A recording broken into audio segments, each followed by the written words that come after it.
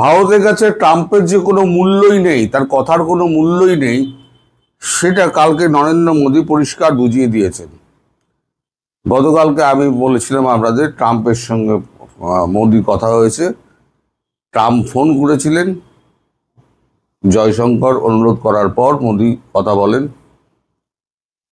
কথা হয়েছিল মোটামুটি 6টি সূত্র নিয়ে তারা কথা বলবেন।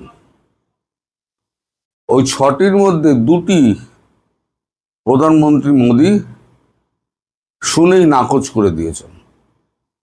সে 2টি হচ্ছে ইরান এবং বাংলাদেশ। এই দুটো পয়েন্ট যদি বাদ দেওয়া হয়, তাহলে মোদী ট্রাম্পের সঙ্গে সাইড লাইনে বসতে পারেন। ট্রাম্প বলেছেন, আমি ওইতে রাজি, বাংলাদেশ ইরান বাদ দিয়ে আমি কথা বলবো। এদিকে কাল রাতে আবার নেতানিয়াহু ফোন করেছে, সেও এক খবর। যাই হোক, আগে এখন যেটা বেরিয়েছে আমাদের কাগজে, 6 লাইন কাগজে বেরিয়েছে, একটুখানি আপনাদের পড়ে শোনাই। এটা তো অফিসিয়াল খবর, একটু দেখে রাখা ভালো।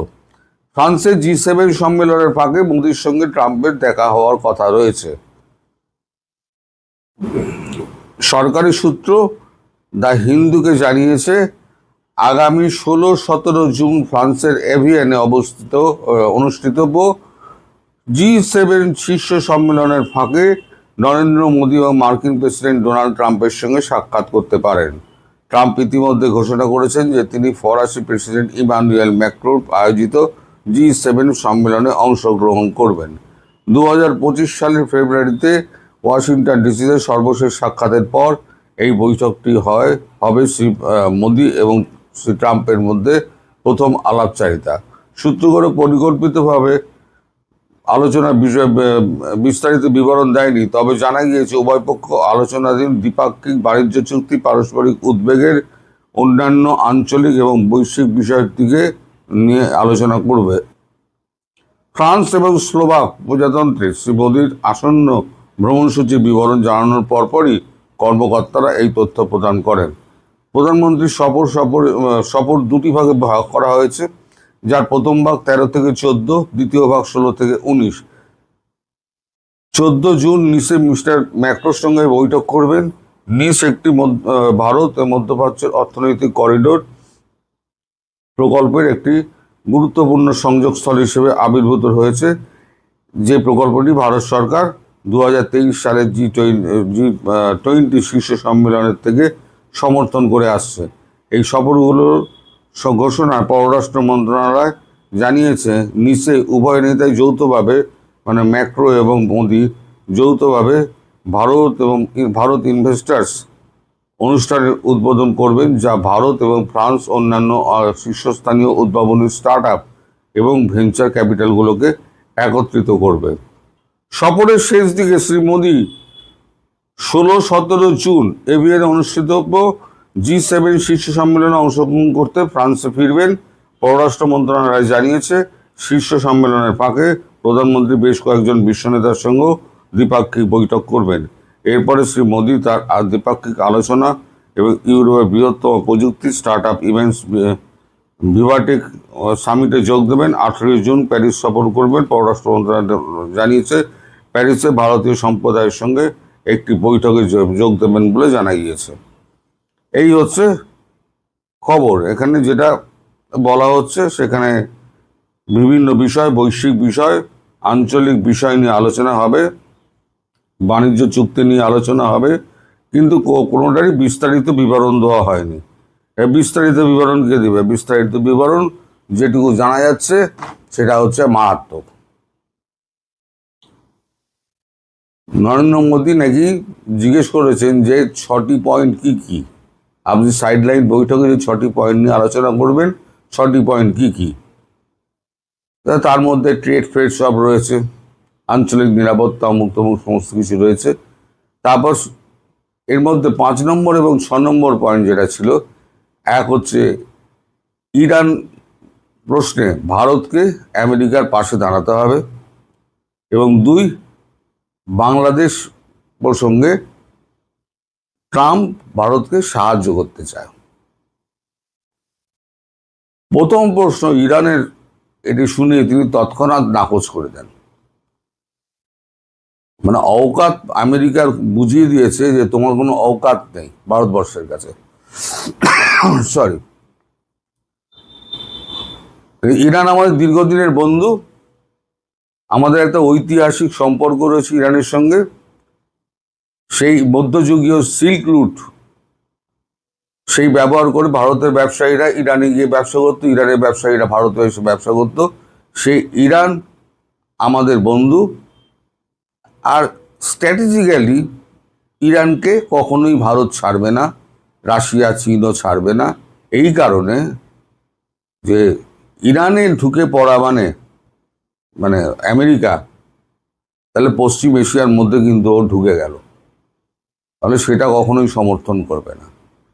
আর বাংলাদেশের ব্যাপারে ওই যে লেখা হয়েছে না যে 2025-এর ফেব্রুয়ারিতে, আমি যেটা বারবার বলি, 2025-এর ফেব্রুয়ারিতে হোয়াইট হাউসে তিনি যে বিশ্ব ক্যামেরার সামনে তিনি যে নাটকটা করেছিলেন, সেই নাটকের পর বাংলাদেশ নিয়ে ভারতবর্ষ আর দ্বিতীয়বার ট্রাম্পের ওপরে ভরসা রাখবে?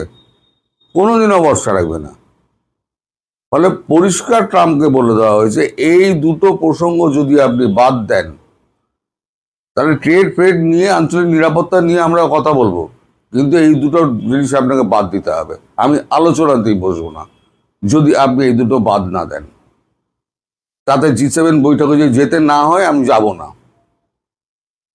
মোদির এই একরোখা ভাব দেখে তখন ট্রাম্প বলেন, ঠিক আছে, আমি আমার তালিকা থেকে এই দুটোকে আমি ছেড়ে দিলাম, আমরা 4টে বিষয় নিয়ে আলোচনা করব সাইড লাইনে। আলোচনা সাইড লাইন বলতে কি, অন্য ঘরে গিয়ে আলোচনা হয়, সেখানে আলোচনা করব। কিন্তু এই আলোচনার যে বিষয়বস্তু, সেই বিষয়বস্তু আমরা কতটা বাইরে প্রকাশ করব, কতটা করব না, তা আমরা নিজেরাই ওখানে স্থির করে নেব। এরই মধ্যে ট্রাম্প মোদিকে আমন্ত্রণ জানিয়েছেন ওয়াশিংটন ডিসিতে, বলেছেন একবার আসুন। আপনি 2025 সালে সেই এসেছিলেন, আজ 1.5 বছর হতে চলল, আপনি আমেরিকাতে পা দেননি। আর দিলেও আপনি আমার সঙ্গে আপনার দেখা হয়নি বিভিন্ন কারণে। মানে মোদি যে এড়িয়ে গিয়েছে সে কথা তো উনি স্বীকার করবেন না। উনি বিশ্বের মালিক মনে করে আমি সব। তো আপনি একটু আসুন, এসে আমার সঙ্গে ওখানে আতিথেয়তার সুযোগ দিন আমায়। মোদি বলেছেন ঠিক আছে, আমি সময় সুযোগ দেখে আমি আপনার সঙ্গে কথা বলে আমার ডিপার্টমেন্ট আপনার ডিপার্টমেন্টকে জানিয়ে দেবে, সেই অনুযায়ী সফরসূচি করে আমরা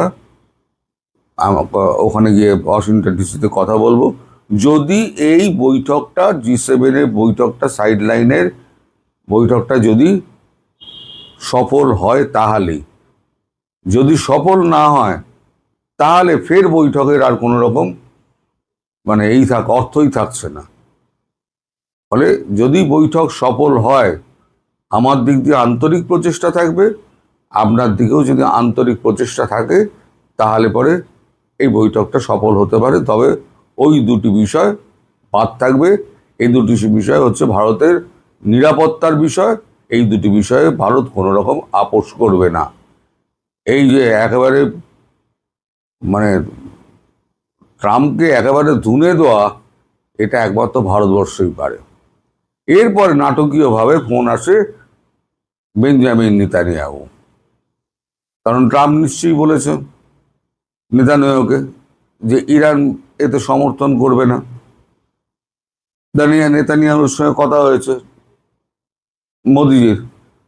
নেতানিয়াহুকে বলেছেন, ইসরায়েলের প্রধানমন্ত্রী তাকে বলেছেন, আমরা দীর্ঘদিনের বন্ধু, একে অপরের ব্যাপারে সাহায্য করি, কিন্তু স্ট্র্যাটেজিক্যালি আমরা যে আমরা এই RIC কখনো পশ্চিম এশিয়ায় মানে ইরানে আমেরিকাকে ঢুকতে দেব না। রাশিয়াও সমর্থন করে না, চীনও সমর্থন করে না, ভারতও সমর্থন করে না। ফলে ইরানের পাশে কিন্তু ভারত ডাইরেক্টলি থাকবে না, কিন্তু ইনডাইরেক্টলি, যেটা আগেও বলেছিল নরেন্দ্র মোদী, ইনডাইরেক্টলি ভারত কিন্তু সমর্থন জুগিয়ে যাবে। ডাইরেক্ট সমর্থন কারা যোগাচ্ছে? রাশিয়া এবং চীন। নেতানিয়াহু পরিষ্কার জানিয়ে দিয়েছেন নরেন্দ্র মোদী ইরান প্রশ্নে ভারতের মুখের দিকে চেয়ে থাকবেন না। আপনার সঙ্গে আমার সম্পর্ক ভালো, আপনার দেশের সঙ্গে আমার সম্পর্ক ভালো, আমরা দুই দেশের মানুষের সঙ্গে ভালো সম্পর্ক, উন্নত সম্পর্ক চাই, এইটুকুই। ব্যবসাপাতি হোক, এইটুকুই। টেকনোলজির আদান প্রদান হোক, এইটুকুই। ফলে এই 15, 16, 17 এই দুটো দিন আমাদের অপেক্ষা করতে হবে যে ট্রাম্প আর মোদির কি কথাবার্তা হলো। তবে বাংলাদেশ ইস্যুতে ট্রাম্পের কোনো কথাই খাটবে না, ইরান ইস্যুতেও খাটবে না। ইরানের পাশে ভারত থাকছে, বাংলাদেশের ব্যাপারে ভারত একাই সিদ্ধান্ত নেবে। এতটা যখন এগিয়েছে, তখন বাকি সিদ্ধান্ত ভারতই নিয়ে নেবে। সবাই ভালো থাকবেন, সুস্থ থাকবেন, সাবধানে থাকবেন। নমস্কার।